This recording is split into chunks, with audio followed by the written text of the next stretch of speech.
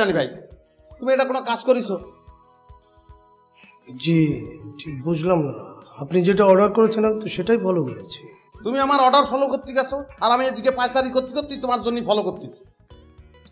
দেখুন আপনার কথা মতো এই যে মাটির শানকি, নিমের ডাল, ট্রাউজার সবই তো এনেছি। মোটা গলায় কথা বললেই খুব ব্যক্তিত্ব হচ্ছে না? করিছো কাজ, কিন্তু করিছো তো গাদার মতো। মানে মানে পরে বোঝাচ্ছি। তুমি কোনটা আগে কিনেছো বলো তুমি? ফার্স্টে ট্রাউজার, তারপরে তারপরে মাটির শানকি, আর বাসায় আসার পথে যে নিমের ডালটা ভেঙে বাসায় আসলাম। পুরো কাজটাই তুমি গাদার মতো উল্টো করেছো। আগে নিমের ডালটা ভাঙা উচিত ছিল। আপনি কি বলছেন? আমি কি নিমের ডালটা নিয়ে সারা বাজার ঘুরে বেড়াবো? আবারও মোটা গলায় গাদার মতো কথা করছো। তুমি নিমের ডাল নিয়ে বাজারে যাবে কিসের জন্য? ডালটা ভাঙিয়ে আমারে দিয়ে যেতে, আমি দাঁতন করতে থাকতাম। তারপরে তুমি শান্তি আর পাজামা নিয়ে আসতে, আমি শান্তিতে ভাত খেয়ে পাজামা করে বসে থাকতাম। কি আনন্দ! সরি, এমন আর হবে না। হবে না? ঠিক আছে, এটা প্রথমবার আমি সাইডে দিলাম, আমি কিন্তু মাফ করে দিলাম। কিন্তু আবার যদি এরকম হয় তাহলে কিন্তু আমি তোমাকে একদম ধৈর্য আমি মনে করি নাই। মনে করিস ধৈর্য একদম চাপকে পিঠের চামড়া তুলে নেবো আমি। জি মা জি কি? সিনেমায় তো এরমই হয়, মালিক চাকর বাকরের পিঠের ছাল তুলে নেয় না চাবুক মেরে। আমি ভালো মালিক, আমি সেরকম করতে চাচ্ছি না, কিন্তু ভাই নিয়ম মাইনে চলা লাগবে, নাহলে আমার চাবুক না মারিয়ে কিন্তু কোনো উপায় থাকবে না। ভাই মন খারাপ করতেছো কিসের জন্য? তুমি ফল্ট করলে তোমার ধরাই দেবো না আমি, নাহলে তুমি মানুষ হবা কিরাম করে? সাথে তোমার আমি কি বলেছি, সারা জীবন তুমি এই বাড়িতে থাকবা, আমার সাল পাল হবে, তাদের কোলে কাকে করে বড় করবা, তারা তোমার মামা ডাকবে, বুড়ো হবা, মরে যাবা।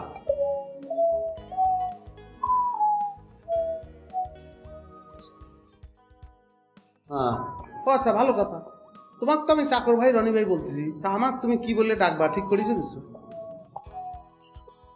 কি বলবো স্যার? হ্যাঁ সেটাই না, তোমার একটু সার দিয়ে দেই। আমার সাল পাল যেহেতু তোমার মামা ডাকতি, তাহলে তুমি ইচ্ছে করলে আমার দুলাভাই ডাকতে পারো, কিন্তু ঘরের মধ্যে নেই, বুঝেছো? মনে করো ঘরের তো তোমার নেমে বাইরে গেলাম, ধরো বাজারেই যাচ্ছি, ঘরের তো বাইরে হয়েছি, সঙ্গে সঙ্গে সার বলবা। আর যদি না বলো তাহলে কিন্তু একদম চাপকে ওই যে সাল টাল সব তুলে নেবো। ভাই কিছু করার নেই, নিয়ম এটা।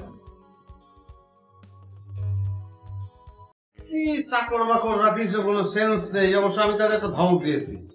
তুমি গাছ নিয়ে এসছো কেন? আরে বোকা, তুমি গাছ পাইলে কোনে? এটা তো নিমের ডাল, আর এটা আনতে দেরি করেছে বলেই তো তারা ধমক দিয়েছি। সে অবশ্য বলেছে আর এরকম করবে না। বুঝলাম, এই ডালটাই বা নিয়ে এসছো কেন? ওই যে দাঁত মাজবো তাই। তুহিন তুমি এইটা দিয়ে দাঁত মাজবে? ঘরে তো পেস্ট আছে। ও না, তুমি ওই ঘুমাইছিলে তো ভোরবেলা, আমি ওইটা বাথরুমে গেছি, ওই আঙ্গুলে পেস্ট নিয়ে দাঁতে ডলা দিছি। পুরো বাবারে বাবা, কি যে ঝাল, গাল মাল ঝুলে গেছে আমার। তাই বলে এটা দিয়ে?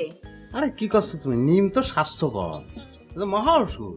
শোনো, একবার আমার খুব পাঁচটা হয়েছিল, ওরে বাবারে কি যন্ত্রণা। পরে ওই যে নিমের পাতা বাইটে লাগাইছি, আর নিম পাতা সিদ্ধ করে সেই পানি দিয়ে গোসল করেছি, ভালো। আচ্ছা ঠিক আছে, তুমি এটা দিয়ে দাঁত মাজলে মাজো, বাথরুমের ভিতর, বাইরে না। কি করছো তুমি? আমার তো ঘুরে ঘুরে দাঁত মাজার অভ্যাস। গ্রামে থাকতে কি করতাম জানো?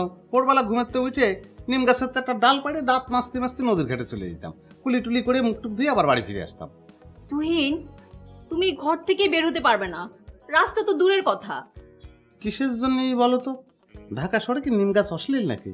তুহিন, তোমাকে একটা কথা বলেছি, প্লিজ শোনো। আচ্ছা ঠিক আছে, অসুবিধা নাই, আমি বাথরুমে বসেই মাজবো। আর তোমার তো রাতেই আমি বলেছি, তুমি যা বলবা সব আমি মাইনে নিতে বাধ্য থাকিব। ওইটা কি? ভাত খাবো তাই।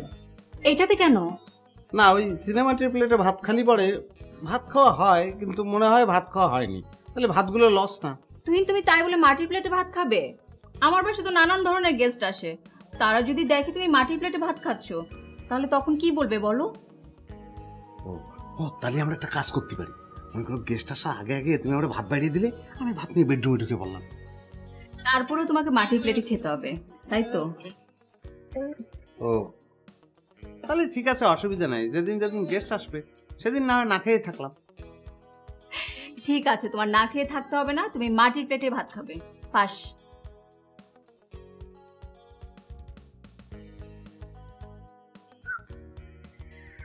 লুঙ্গি না, বিশ্বাস করো লুঙ্গি না, লুঙ্গি তো তুমি সিজ করে নিছো, আর লুঙ্গি পরে আমার কোনো লাভ আছে? লুঙ্গি বললে কি কেউ আমার হাজার হাজার টাকা দেবে? একটা পাজামা কিনে আনাইছি। মানে হয়েছে কি, তুমি ওই লুঙ্গি সিজ করে যে হাফ প্যান্টটা দিছো, মানে অভ্যেস নেই তো, ওই পা দুটো উদলো থাকে, বাতাস লাগলি পরে মনে হয় যে কিছু পরিনি, এত লজ্জা লাগে। তো সেই জন্যই পাজামাটা আনাইছি। কটা দিন পাজামা পরি, পরে আবার কাইটে খাটো করে নেব। ঠিক আছে, তুমি পায়জামাই পরো, এটাও পাস। আচ্ছা বউ, তুমি এত ভালো কেন বলো তুমি? তুমি ভালো সেই জন্য। না, একটা সিনেমা দেখে অবশ্য মনের মধ্যে একটু সন্দেহ ছিল। মানে ওই সিনেমার নায়িকা হচ্ছে কি কোটিপতি, পরে ভালোবেসে একটা গরিবের ছেলের বিয়ে করেছে।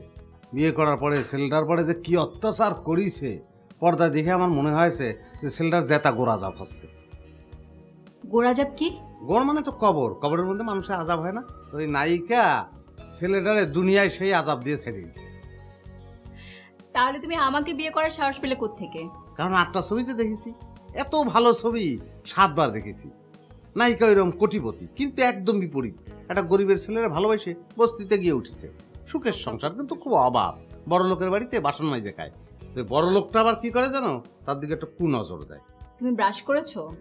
না, এটা মাত্র নিয়ে আসলো। তুমি ব্রাশ করো না?